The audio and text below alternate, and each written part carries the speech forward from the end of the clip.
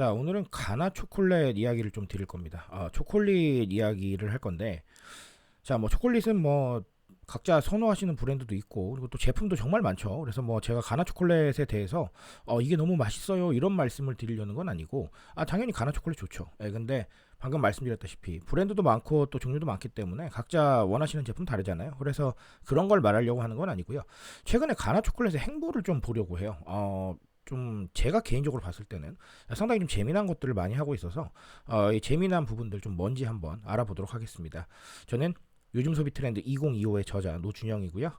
여태까지 10년 동안 마케팅과 트렌드 강의를 해오고 있고 이북 포함해서 총 6권의 책을 낸 작가입니다. 자, 오늘 가나 초콜릿 이야기 시작해 보도록 하겠습니다. 자, 일단은 오늘 말씀드리고 싶은 핵심은 프리미엄 가나에 대한 얘기예요. 제가 좀 보니까 최근에 보니까 이 안성재 셰프님이 등장을 좀 하고요. 안성재가 인정한 단 하나의 프리미엄 초콜릿이라고 얘기를 해서 프리미엄 가나라고 하는 그 프로모션을 좀 전개를 하는데, 지금 보니까 안성재 셰프님이 등장한 것도 그렇고, 그리고 또 프리미엄이라는 이 라인업도 보면 상당히 좀 고급스럽죠, 여러모로. 그렇죠. 그래서 그런 것들을 좀 지향을 하고 있다라는 걸 알 수가 있어요. 그래서 실제로도 아주 그냥 뭐 단순하게는 자, 이렇게 프리미엄 가나라는 라인업이 쭉 존재합니다. 그래서 이 제품만 있는 건 아니고요. 상당히 좀 다양한 제품들이 존재하고 있어요. 그냥 대표 상품으로 이해를 돕기 위해서 제가 하나 가져온 이미지입니다. 자, 그래서 어쨌든간 핵심 키워드들을 좀 정리를 해보면요. 일단은 가나에서는 프리미엄 가나가 여태까지 가나 초콜릿의 상위 라인업이라고 표현을 하고 있어요. 그리고 초콜릿 디저트를 좀 지향을 하는 부분이 있고요. 자, 초콜릿 디저트라고 하면 조금 고급스럽잖아요. 그렇죠?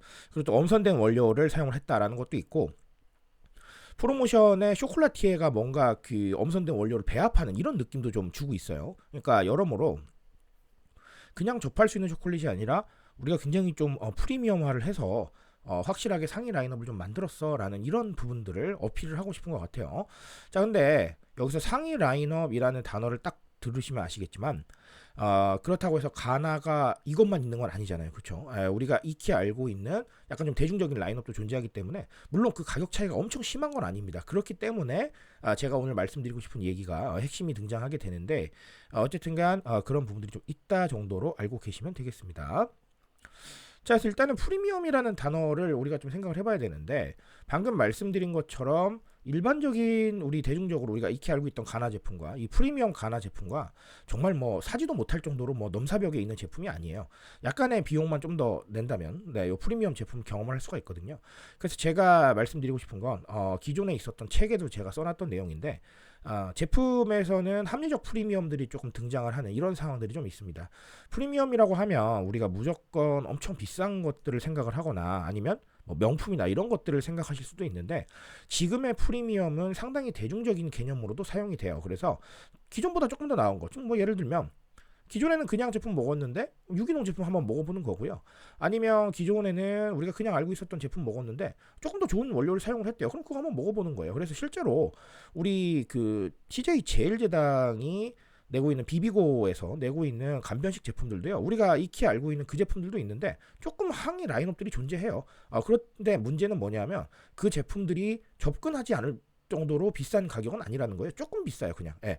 그러니까 내가 조금 더 뭐 그런 쪽에 한번 사보고 싶다라고 한다면 충분히 접근할 수 있는 개념이라는 거예요. 그러니까 이 프리미엄이라는 걸 트렌드 측면에서 본다면 너무나 넘사벽인 뭐 이런 것들도 사실은 프로모션에 들어가기는 해요. 그래서 뭔가 굉장히 차별화된, 뭔가 상위 몇 프로의 뭐 프리미엄 이런 식의 프로모션도 가능은 하지만, 지금 시점에서는 가나 같은 이런 느낌도 사실은 좀 트렌디하고 나쁘지 않다라고 저는 개인적으로 보고 있어요.